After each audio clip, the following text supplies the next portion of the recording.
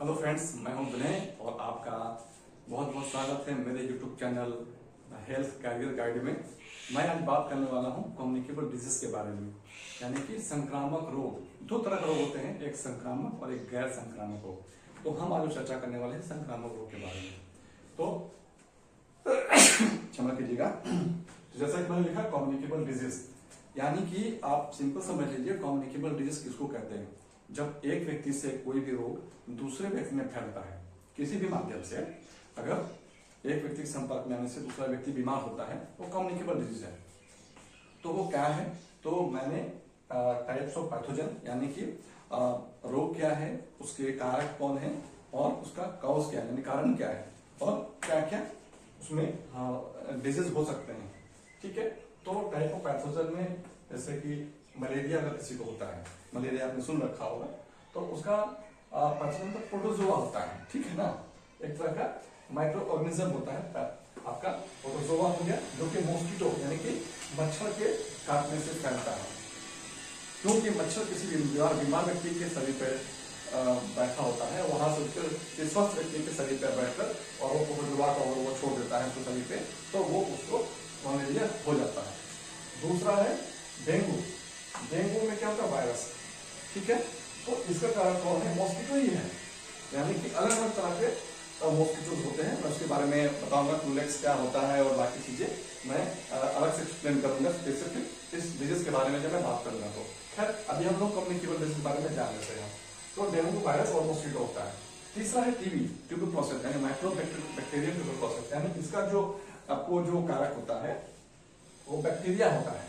ठीक है, और कौन इसको ये करता है, एयरबोर्न के माध्यम से। यानी कि जब हम किसी व्यक्ति से बातचीत कर रहे होते हैं या सामने वाला व्यक्ति अगर ट्यूबरक्लोसिस का व्यक्ति है, टीबी उसको हो रखा है, तो उसके संपर्क में आने से हमें भी होने की संभावना हो जाती है। तो एयरबोर्न यानी कि जब बात करते हैं तो मुंह से बात करते वक्त बहुत सारे छींटे या जो एयरबोर्न यानी हवा का जो ये बनता है उसके संपर्क में जो व्यक्ति आता है उसको हो जाता है। ठीक है, चौथा है कोरोना।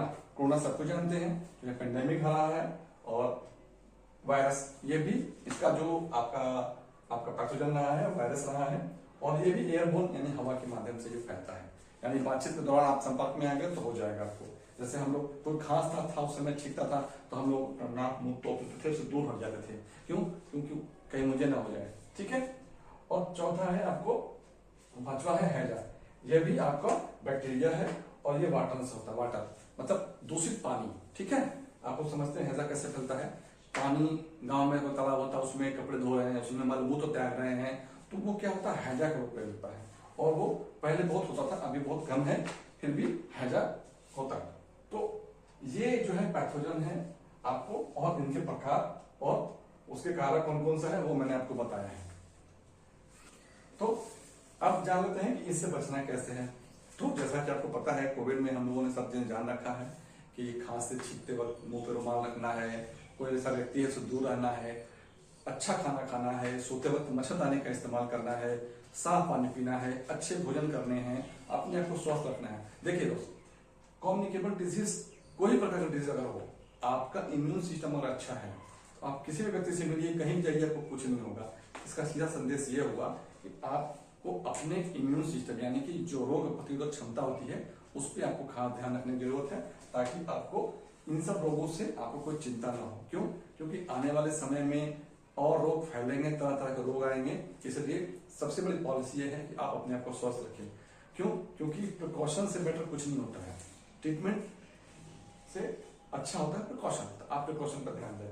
तो ये मैंने बताया कम्युनिकेबल डिजीज के बारे में आपको। इसके बारे में आपको कुछ और डिटेल में जानकारी चाहिए, स्पेसिफिक आपको मलेरिया, डेंगू, टीबी, कोरोना, किसी के बारे में आपको अगर जानकारी स्पेसिफिक चाहिए तो मुझे कमेंट कीजिए, मैं उस पर एक वीडियो लेकर आऊंगा और जो मैं आपको बताऊंगा। तब तक के लिए धन्यवाद। बने रहिए हमारे साथ और लाइक और सब्सक्राइब हमारे चैनल को जरूर करिए। धन्यवाद।